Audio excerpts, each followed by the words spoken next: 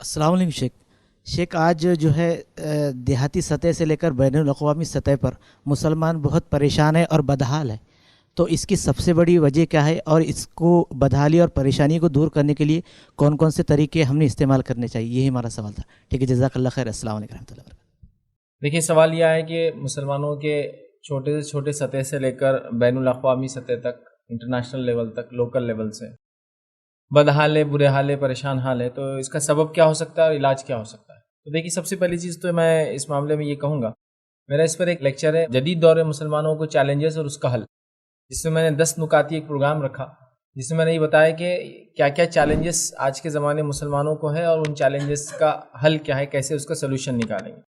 بہرحال تمام تفصیلات کو نہ لیتے ہیں، بس مختصر یہ کہوں گا کہ مسلمانوں کو سب سے پہلے ان کی بدحالی کا، پریشان ہونے کا، مصیبتوں میں مبتلا ہونے کا، یا تنگ دست ہونے کا، یا جو کچھ پریشانیاں مصیبتیں ہم پر آتی ہے، آزمائش تو ایک اپنی الگ مقام رکھتی ہے، لیکن یہ آزمائش کا نتیجہ نہیں یاد رکھی. جو کچھ پریشانی اور مشکلیں آج ہم کو آتی ہے، اس میں سے اکثر مشکلیں، پریشانیاں جو ہم کو آ رہی ہے، وہ آزمائش نہیں بلکہ اللہ رب العزت کی طرف سے ایک وارننگ ہے، ایک عذاب ہے، یاد رکھی. سب سے پہلی چیز یہ ہے کہ ہم مسلمانوں کو توحید پہ آنے کی ضرورت ہے، اس لیے کہ ہم لوگ نام نہاد مسلمان ہیں. مطلب وہ مسلمان کسے کہتے ہیں؟ وہ انسان جو اللہ اور اس کے رسول صلی اللہ علیہ وسلم کی لائیوی شریعت کے مطابق چلتا ہے.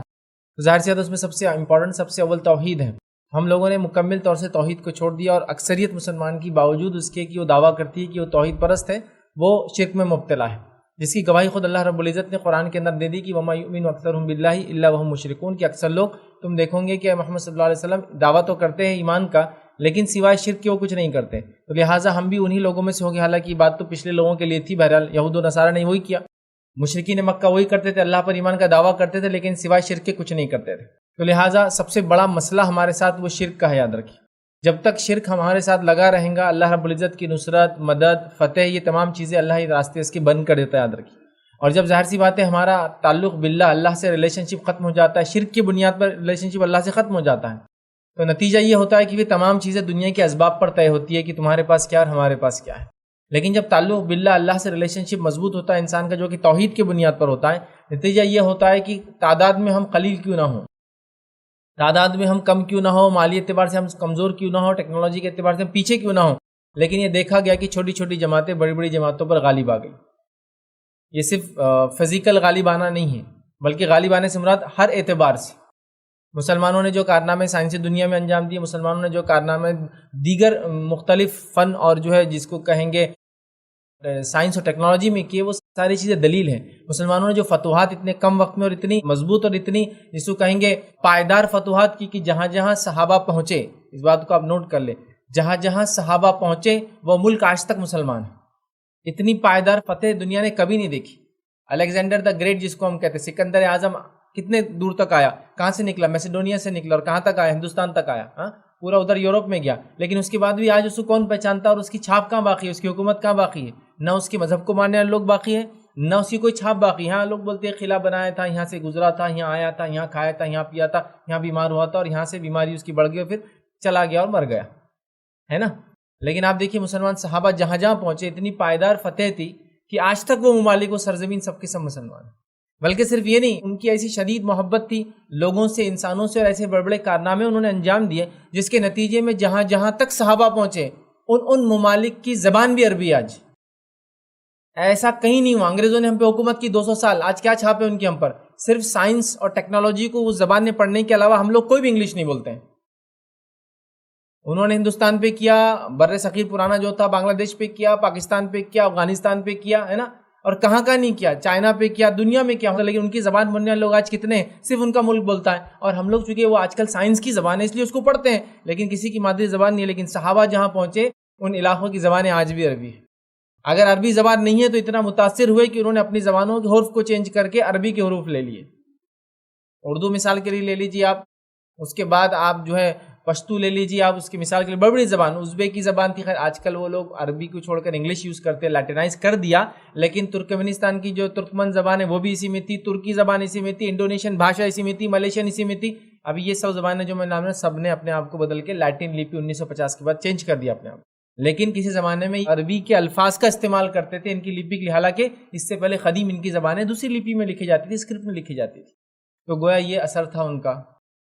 تو بہرحال اللہ سے تعلق یہ سب سے مین چیزیں یاد رکھیں. میں اس کو سب سے بڑی سب سے اہم اور سب سے اصل وجہ ہے کہ آج ہم جو زوال میں ہیں، پستی میں ہیں اور عروج پہ ہم کہیں نظر نہیں آ رہے، وہ ہے ہم نے اصل چیز توحید کو، ایک اللہ کو ماننا جیسا اس کا حق تھا وہ چھوڑ دیا۔ جس دن ہم واپس اپنی توحید پر آ جائیں گے اور جو رب ہمارے لیے پسند کرتا اور جو چاہتا ہے وہ ہم کرنے لگیں گے، جس میں سب سے اول فرائض کرنے لگیں گے، تو آپ دیکھیں گے کایا پلٹ جائیں گی ممالک کی، کایا پلٹ جائیں گی مسلمانوں کی، اور اس دنیا کے اندر پھر سے مسلمان وہ چیز بن جائیں گے جو انسانیت کی ضرورت ہوتے ہیں۔ جیسا ماضی میں، پاسٹ میں آپ نے دیکھا، مسلمان انسانیت کی ضرورت ہے۔ تعداد میں اگر خلیل بھی ہوں گے تو انسانوں کی ضرورت ہے، یاد رکھیے۔ چاہے ملٹری کے اندر لے لیجئے، ان کی ضرورت تھی، ان کے بغیر کام نہیں ہوتا تھا۔ پورے ہندوستان کی آپ تاریخ پڑھ لیجیے، یا تو ترک یا تو پٹھان، یہ دو قومیں تھیں جن کی بنیاد پر لوگوں نے جنگیں لڑی پوری، چاہے وہ آپ کی حکومت کوئی بھی علاقہ، آپ مراٹھا کیوں نہ ہو، لیکن آپ کا توپخانہ پورا جو ہے کوئی نہ کوئی مسلمان سنبھال رہا ہے، آپ کی فوج کا جنرل کوئی نہ کوئی مسلمان ہے، آپ کا پرسنل باڈی گارڈ کوئی نہ کوئی مسلمان ہوتا ہے، حالانکہ بادشاہ پورے غیر مسلم ہوتے تھے۔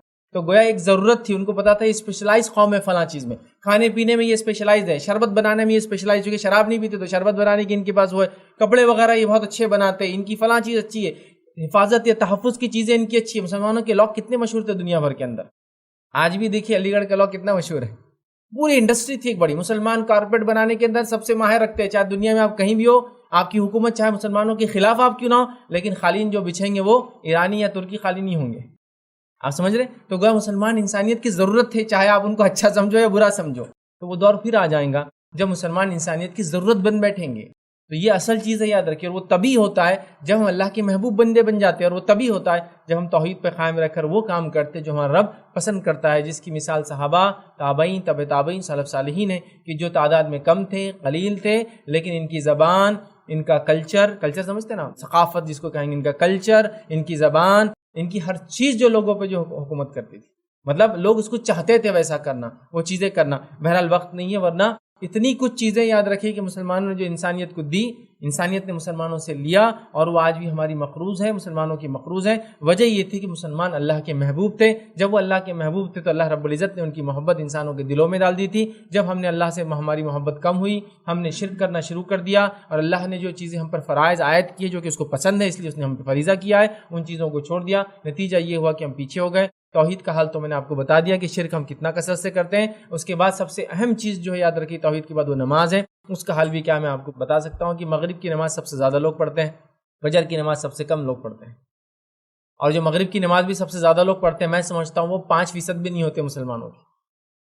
مطلب میں ایسے لوگ بھی بتا سکتا ہوں جو دینداری کا نام لیں گے، دینی مجالس میں بیٹھیں گے، لیکن نماز کی توفیق نہیں ہوتی۔ ہاں بات سننے کو تو بات بہت سنتے ہو، لیکن نماز جمعہ کو آ ہی جاتے مسجد کے اندر۔ تو آپ جمعہ کو اندازہ لگا لیں اور عید کو اندازہ، عید کو دیکھ لیں سب سے زیادہ لوگ نماز پڑھتے ہیں، اس کے بعد سیکنڈ نمبر پہ جمعہ آتا ہے، اور ریگولر نمازوں میں مغرب ہوتی ہے۔ تو اگر خالی عید کو بھی لے لیں اور سمجھے عید کو جو مسلمان آتے ہیں 100% ہے، سمجھ لے، میں بول رہا ہوں، پھر بول رہا ہوں سمجھ لے، میرا ایک اندازہ ہے 30-40% زیادہ مسلمان عید کو بھی نہیں پڑھتے ہیں، ایک اندازہ ہے میرا، تو سمجھ لے عید میں سب سے زیادہ پڑھتے ہیں 100% ہے، تو جمعہ میں اس سے کم ہے، مغرب میں اس سے کم ہے، اور فجر میں اس سے کم ہے، اس کا مطلب پورے نہیں پڑھتے ہیں نا۔ تو گویا نماز ہی ہم نے چھوڑ دیا، اب کہاں سے اللہ کی مدد آئیں گی، کہاں سے جو ہے فتح نصیب ہوں گی، کہاں سے ہم انسانیت کی ضرورت بنیں گے؟ تو ہمارا حال یہ ہوگا کہ ہر کوئی بول رہا ہے بھائی ان کی کیا ضرورت ہے، یہ تو ہم کو ترقی کو پیچھے کرنے کی وجہ ہے، یہ لوگ مصیبتوں کے ملکوں میں لانے کی وجہ ہے، ان کا پردہ، ان کا چہرہ، ان کا کلچر، ثقافت اور ان کی تہذیب اور ان کی زبان سب کچھ مشکل میں ہم کو ڈال دیتی ہے۔ اور آج حال یہی، عربی زبان لوگ ڈرتے ہیں اس سے، کوئی اگر کسی مجمع میں لگا دے اللہ اکبر کا نعرہ تو لوگ ڈر جائیں گے بھائی کیا ہو رہا ہے، جبکہ انہیں ریلیکس ہو جانا چاہیے تھا کہ مسلمان یہاں موجود ہے، اس کا مطلب ہم محفوظ ہیں۔ ابھی الٹا ہو چکا ہے معاملہ، تو لہٰذا ہم نے چونکہ توحید کو چھوڑ دیا، اور اس کے بعد جو فرائض ہم پر عائد ہوئے تھے ہم نے چھوڑ دیا، نتیجہ یہ ہوا کہ اللہ رب العزت نے ہم کو اس پستی میں ڈال دیا۔ اس کے علاوہ اور کئی سبب ہو سکتے ہیں، کئی سبب ہو سکتے ہیں کہ ہم معاشی اعتبار سے کمزور ہیں، ہم سیاسی اعتبار سے کمزور ہے، مطلب اکنامیکلی ویک ہے، پولیٹیکلی ویک ہے، ایجوکیشن میں ویک ہے، سب ہو سکتا ہے، لیکن میں کہتا ہوں اصل توحید ہے، توحید کی کمزوری کے نتیجے میں یہ سب ہوتا ہے، تو اس لیے میں اس کو کاؤنٹ بھی نہیں کر رہا ہوں۔ صحابہ جب ایمان لائے تو ان کے پاس کون سا سیاسی عروج تھا، کون سے سیاسی بہت نمبر 1 لوگ تھے دنیا کے کہ ایمان لانے کے بعد سیاست میں تو آلریڈی آگے تھے اور آگے بڑھ گئے؟ نہیں، ان کو تو کوئی پوچھتا بھی نہیں تھا، ان پہ کوئی حکومت بھی کرنا نہیں چاہتا تھا۔ ادھر فارسی حکومت ہے، پرشین امپائر، تو ادھر بزنطینی حکومت ہے، اور دونوں نہیں چاہتے عربوں پہ حکومت کرنا، کیونکہ اتنی جاہل قوم تھی کہ وہ اپنے گورنرز کے تھرو ان پہ جو بھی وہاں کا ذمہ دار ہے وہ ان سے مل لیتا تھا اور بولتے چلو تم کو سند دے دی جاؤ، حکومت کرو۔ اتنے جنگلی اور جاہل لوگ تھے، یاد رکھیے، ایمان سے پہلے۔ ایمان کے بعد سیاسی عروج، ایمان کے بعد معاشی عروج، ایمان کے بعد سائنس اور ترقی ٹیکنالوجی میں آگے بڑھے، سب ایمان کے بعد ہوا. ملٹری سائنس ایمان کے بعد وہ جو ہے اتنی فتوحات ہوئے، اس سے پہلے نہیں تھی. مطلب اگر سمجھ لیجئے کوئی انسان پہلے سے دنیا کا بادشاہ اور اسلام قبول کر لیا تو آپ بول سکتے پہلے سے تو بادشاہ تھا، اسلام قبول کر لیا تھا اور اچھا انسان بن گیا. کچھ بھی نہیں تھا تو پتہ چلا توحید کے نتیجے میں تمام عروج ملے ان کو. تو اسی لیے میں کہہ رہا ہوں توحید کو چھوڑنے کے نتیجے میں تمام زوال آتے ہیں. تو لہٰذا اگر ہم توحید کو تھام لیں تو یہ سب جو جہاں جہاں ہم نیچے خود بخود معاملات اوپر بڑھتے چلے جاتے ہیں. تو لہٰذا کئی اور وجوہات، 100 وجوہات آپ بول سکتے ہوں گی، لیکن میں اصل وجوہات یا وجہ توحید کو مانتا ہوں کہ توحید کو چھوڑنا اور شرک کو اختیار کرنا ہے، اور اس کے بعد اللہ نے جو فرائض عائد کیے اس کو چھوڑنا ہے. یہ کر لیں گے تو واپس ہر قسم کے عروج مسلمانوں کو نصیب ہو جائیں گے.